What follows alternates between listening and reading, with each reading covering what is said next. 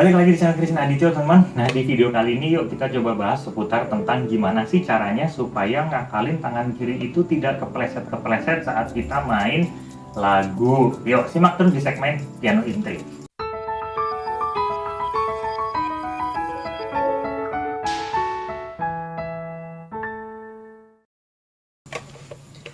Nah, keseringan Mas Kris itu dapat kabar dari teman-teman semua yang dia ngirimin hasil latihannya dia.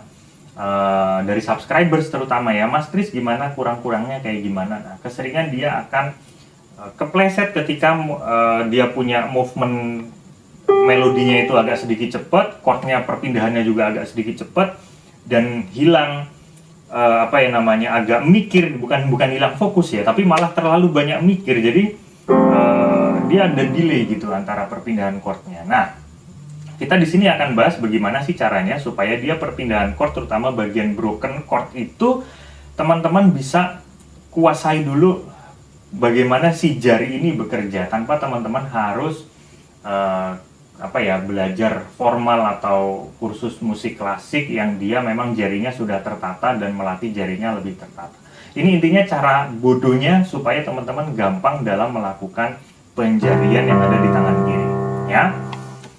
Oke, Mas Kris di sini lebih menitik beratkan ke movement yang ada di tangan kiri ya, artinya tangan kiri yang jalan-jalan kayak begini nih modelnya.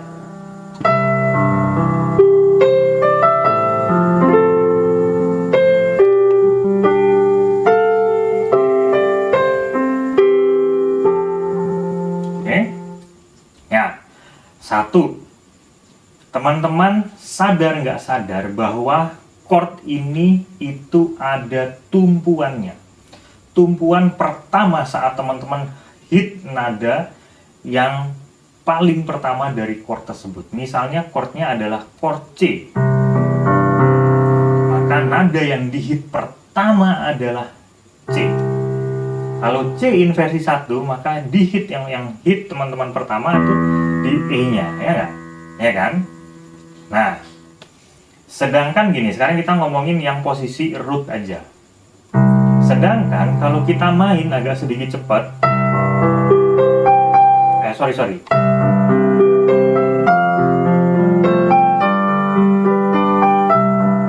Nah, itu masih sedikit ragu dan berantakan. Hanya menggunakan chord 1, chord 4, atau chord 5, balik lagi ke 1. Nah, itu masih sedikit mikir dan berantakan jadinya. Nah, ini kalau teman-teman menyadari bahwa tumpuan utama chord adalah di jari yang kelima ini teman-teman, jari kelingking ini. Jadi kalau teman-teman mau main movement seperti apapun, tumpuannya ada di sini. Artinya kalau jari kelingkingnya ini sudah salah dari pertama, sisa jarinya ini pasti akan salah. Percaya nggak percaya, jari kita ini sudah dibikin set dengan chord basicnya. Misalnya contohnya chord G. Nah, chord G ini posisi kelingkingnya sudah di G, posisi jari tengahnya sudah di B, kemudian jari duanya atau jari telunjuknya di D, si jempolnya atau jari satunya di G lagi. Nah, ini dia sudah stretch begini. Dan ini aja ya, hanya penjelasan aja ya.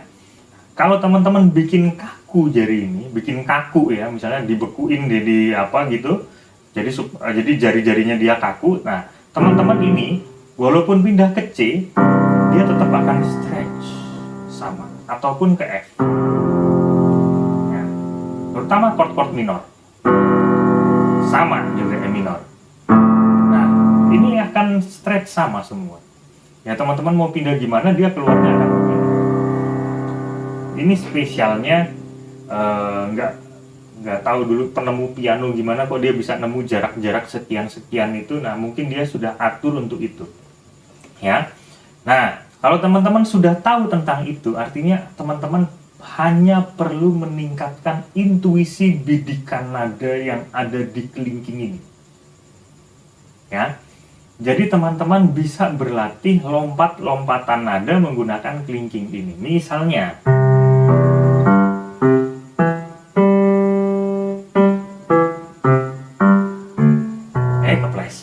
ulang lagi, gitu ya. Pam pam pam pam pam, turun pam pam pam pam. Kepleset. Ulang lagi terus dari awal. Pam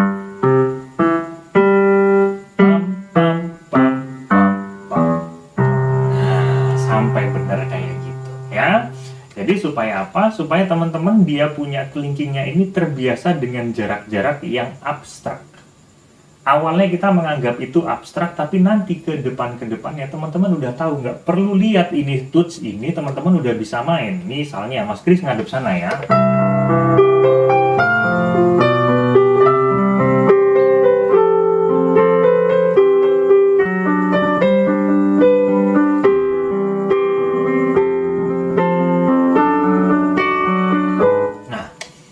Itu sudah straight semuanya, dan dia nggak perlu namanya lagi itu teman-teman fokus begini lagi nih, fokus terus lihat begini sampai sepanen juga lihat main piano tuh bekerut semua mukanya. Nah itu kan nggak nyaman ya. Nah, artinya teman-teman perlu agak sedikit tricky. Nah disinilah kerjanya piano intrik, itu cari trik-trik gimana sih cara bodohnya supaya bisa ngakalin ini nggak kepleset lagi ya. Jadi satu itu teman-teman bisa latihan kelingking yang lompat-lompat ini. Kemudian pemakaian chord ya, pemakaian chord. Ini teman-teman juga harus perhatikan. Misalnya teman-teman akan hit pertamanya adalah chord C dulu, kemudian chord F, kemudian chord G, balik lagi ke chord C. Misalnya kayak gitu. Apakah teman-teman akan bermain seperti ini? C,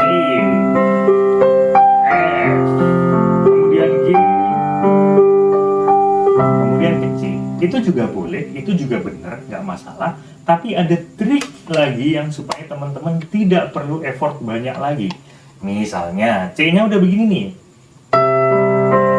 C, kemudian teman-teman bisa larinya ke F-nya. Ini nggak usah taruh terlalu banyak, nggak usah terlalu jauh. Teman-teman lari ke F inversi 1. Kemudian masuk ke G-nya, G-nya inversi 1.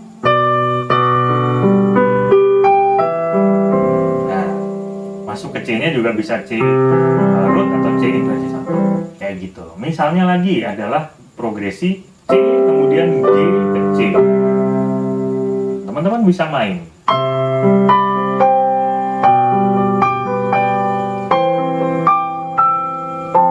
Nah, C G C F tadi itu ya. C G C lagi.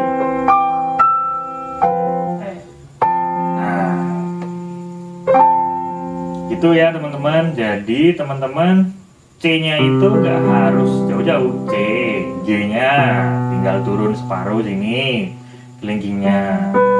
Kemudian C-nya lagi, karena tadi C-nya udah root di sini, kita pakai C yang inversi 1 supaya nggak monoton deh. Nah, mencetnya 3 aja, nggak usah 4, nggak apa-apa gitu. Kemudian baru F. Nah, F boleh begini. Jadi jarinya itu teman-teman bisa maksimalkan itu. Karena kalau teman-teman sadar atau nggak sadar, permainan tangan kiri itu kalau kita main bellet itu hanya di range sini nih mayoritas tuh. Apa susahnya sih cuma main di range yang 2 oktav begini doang?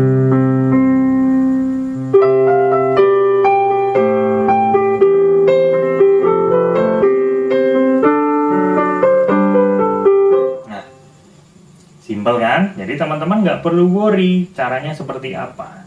Oke, itu tadi cara yang kedua. Ini udah ada dua cara nih teman-teman. Kira-kira seperti apa? Nah, kemudian cara yang ketiga, pemilihan pola chord. Ya, pemilihan pola chord ini penting. Apakah teman-teman dari awal sampai habis akan memainkan menggunakan pola ini terus atau begini terus? Kan juga enggak ya. Jadi teman-teman itu Mas Kris lebih menyarankan gunakanlah random pola atau pattern random yang ada di tangan kiri. Misalnya pertamanya kita pakai begini. Nah, kemudian kita pakai bass begini. Kemudian lagi satu nada.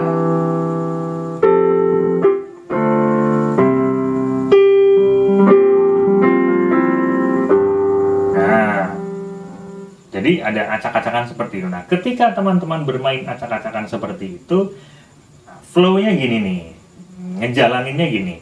Kalau broken chord teman-teman ia dimulai dari clinking, gitu ya. Tapi kalau teman-teman menggunakan satu nada, gunakanlah jari tengah ini. Supaya apa? Supaya ke kanan ini masih ada sisa. Misalnya,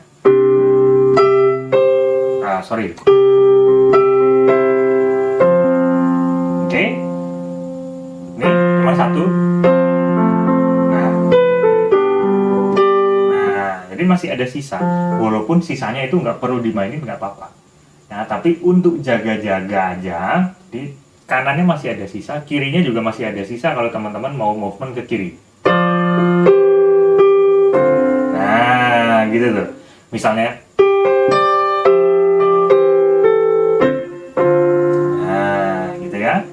dia ada sisa di kiri 2, kanan 2. Jadi kalau teman-teman mau hit one tone atau one note yang ada di tangan kiri, gunakan jari tengah ini atau jari yang ketiga ini, gitu ya. Kemudian kalau pakai 2, hanya polanya 2 aja. Misalnya bukan jalan-jalan begini ya, bukan broken chord begini, tapi hanya misalnya, misalnya gini. Misalnya contoh mainnya gini.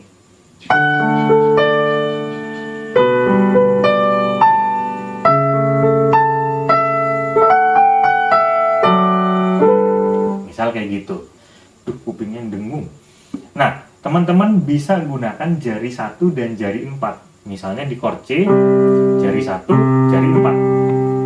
Supaya apa? Supaya jempolnya ini nih masih ada sisa. Gitu. Jadi teman-teman masih bisa ngisi-ngisi lain yang ada di pakai si jempolnya ini. Misalnya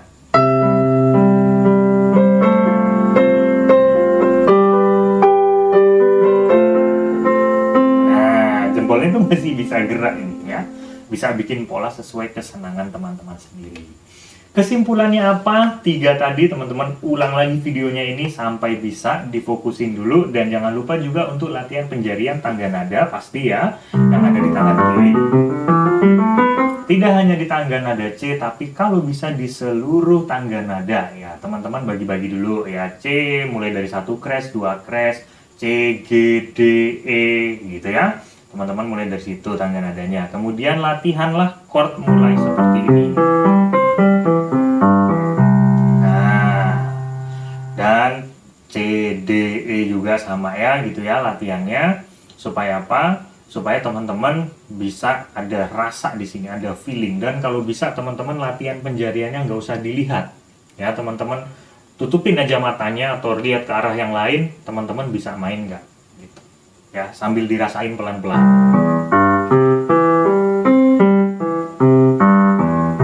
Nah, misalnya seperti itu ya. Jadi teman-teman itu tidak terpaku banget dan fokus banget di sini.